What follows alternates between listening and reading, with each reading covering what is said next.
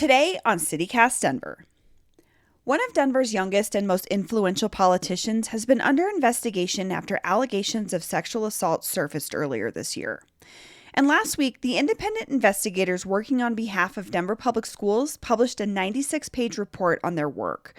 It's a big, complicated document about a big, complicated situation. And we've got Chalkbeat reporter Melanie Asmar on the show today to help us sort out the facts. Before we get started, just a note. This episode contains discussion of sexual assault and rape. Please be advised. Today is Monday, September 20th, 2021. I'm Bree Davies, and this is CityCast Denver.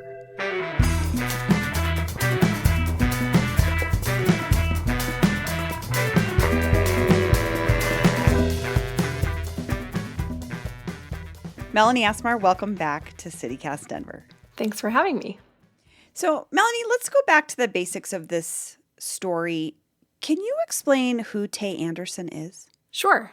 Tay is school board member in Denver. He is one of 7 members on the Denver Public Schools Board of Education. He was elected 2 years ago and is in the middle of a 4-year term as an at-large member of the board, meaning he represents the entire city. And I think it's important to mention, too, that he's only 23, right? Yes. So he was elected when he was like 21. Yes. Yep. That's right. Yeah, he is 23. He's a Denver Public Schools graduate. He went to Manual High School. He's also a well-known activist in Denver. He's led protests against racism and police brutality, and he's very well known in the city for that work. So I want to talk about how we got where we are today. I'm wondering if you could help me sketch out a rough timeline that lays out why we're talking about Tay. Sure. So in March, the civil rights organization Black Lives Matter 5280 put a statement on social media that claimed that a woman had told them that Tay had sexually assaulted her. And this woman was anonymous, unnamed in the statement, and that sort of set in motion everything to this date. Denver Public School Board Director Tay Anderson is denying anonymous sexual assault allegations brought forward by the group Black Lives Matter 5280. Anderson held a press conference today to address those allegations, saying he has never sexually assaulted anyone and welcomes an investigation. 9 News reporter Mark Salinger spoke with Anderson. I have not sexually assaulted anyone, and I am not aware of a situation that can be construed as sexual assault. So that allegation came out. Tay, Director Anderson, very quickly denied the allegation, saying that he had never sexually assaulted anyone, and he didn't know who this person was or where this allegation was coming from. And shortly after that, the school board hired this third-party investigations firm to kind of look into this allegation, as well as some other allegations that sort of surfaced after the Black Lives Matter 5280 allegation, including some former members of a now defunct youth anti-gun violence organization called Never Again Colorado. Tay was the president of that organization in 2018, and some former members of that organization came forward and expressed concerns about his behavior while he was part of that group. And then in May, a woman named Mary Catherine Brooks Fleming testifies in front of a legislative committee that more than 60 DPS students had come to her about a quote-unquote predator who worked for DPS or works for DPS. Hi, my name is Mary Catherine Brooks Fleming. I'm a small business owner, a mother to 4 children, 3 of whom attend DPS, and I'm a survivor of the most violent rape imaginable. I don't have to tell you that rape's bad, right?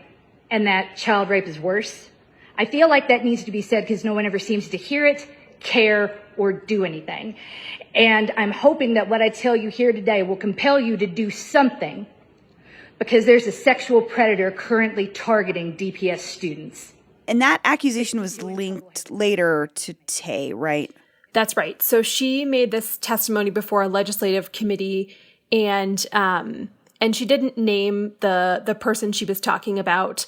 And shortly thereafter, the Denver Public Schools Board put out a statement saying that they had become aware that the statement was referencing Tay Anderson, and that was eventually one of the things that this third-party investigation group looked into. All in all, 61 high school students and one recent graduate would turn to me for help.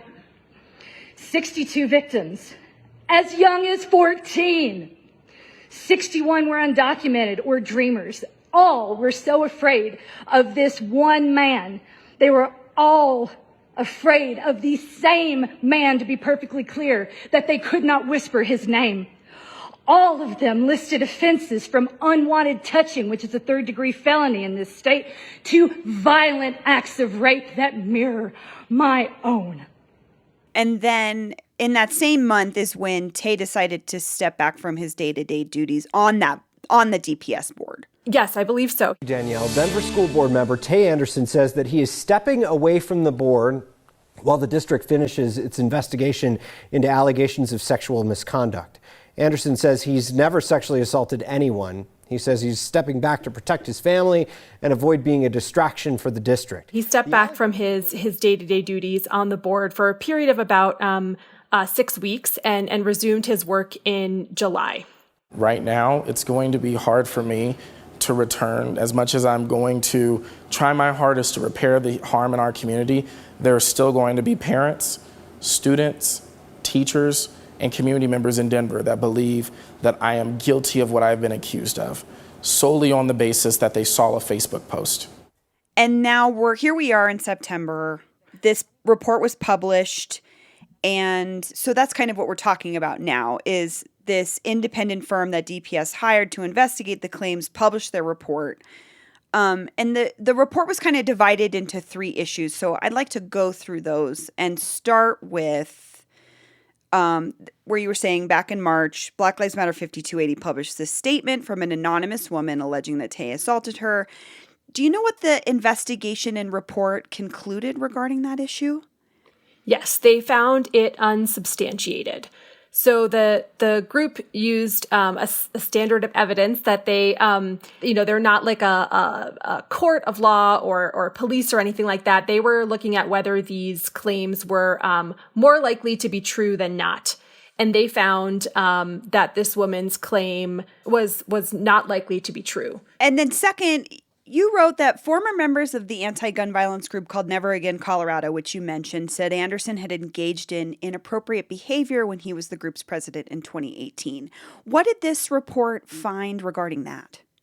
So a large portion of this section was redacted, as were several other sections of the report that involved students, underage, folks. And so it's not exactly clear from the report, some of the details, but the investigators concluded that those claims were substantiated with regards to Never Again Colorado. They talked about, so at the time, Tay was 19 and then he turned 20. So he was like a 19, 20-year-old. And the other students involved in these situations were 17 and 18 years old. And, the report kind of described this party atmosphere in the group.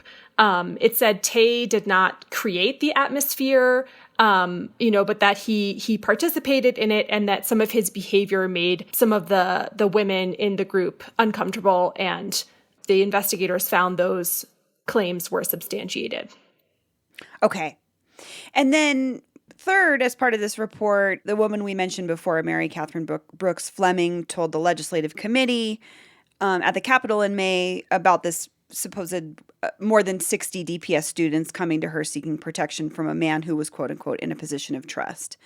The accusation was later linked to Tay. And can you explain what the report said about that? Yeah, so the report, the investigators tried to speak with some of these 62 people that she claimed had come to her.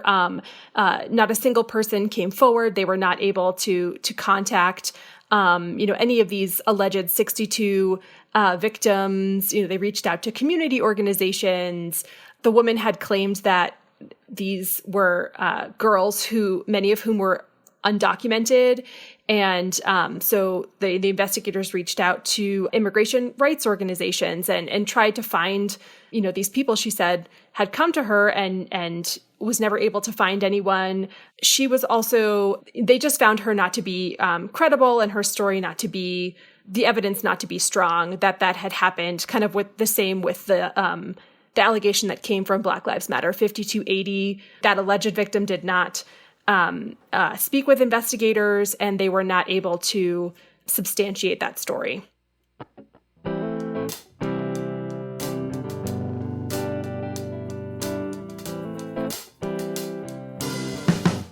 Melanie, thanks for explaining everything. This is a pretty detailed story, so we appreciate you coming on the show to explain it. Yeah, of course. Thank you. So you just heard my conversation with Chalkbeat reporter Melanie Asmar, which we recorded last Thursday after the report was published Wednesday afternoon. But then this situation escalated over the weekend, so I'm bringing in our producer Paul Caroli to help me sort through it all.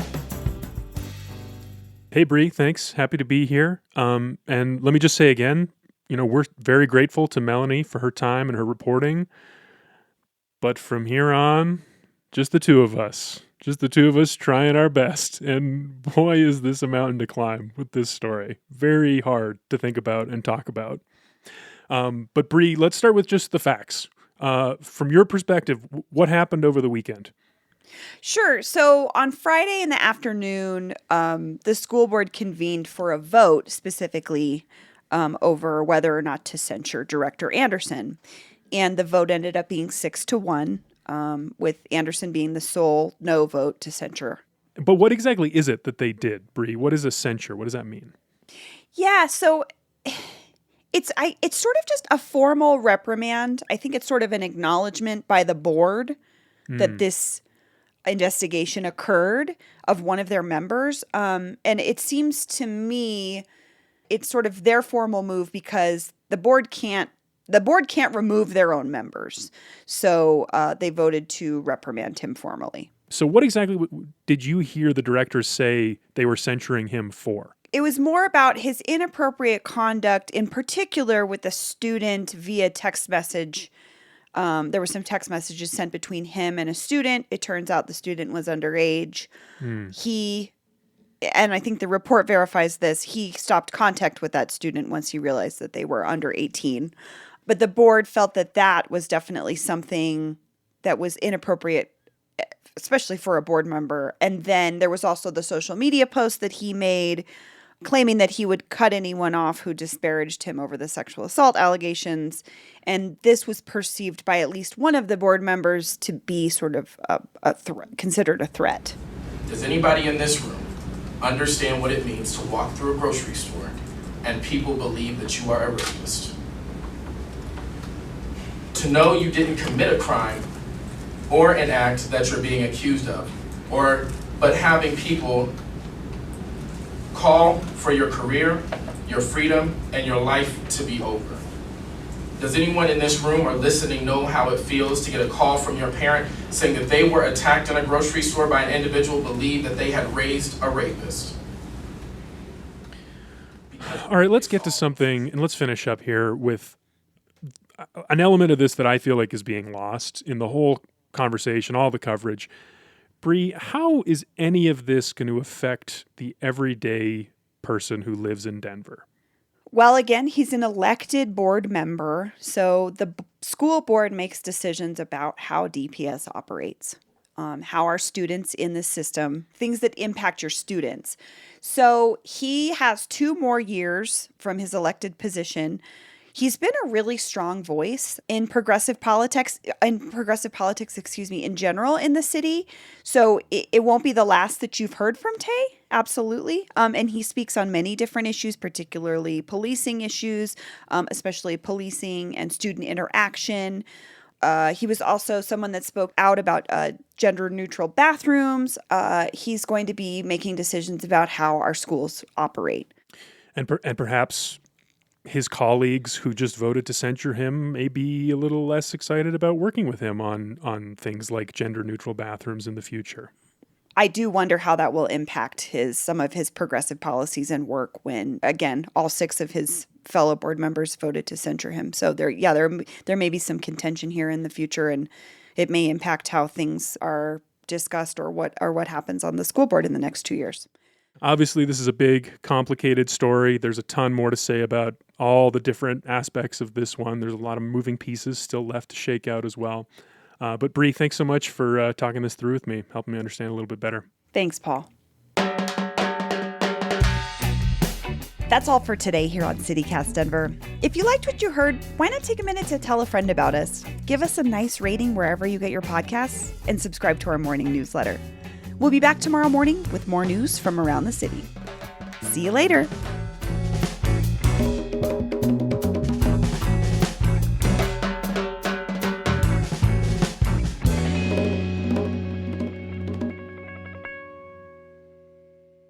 One of Denver's youngest and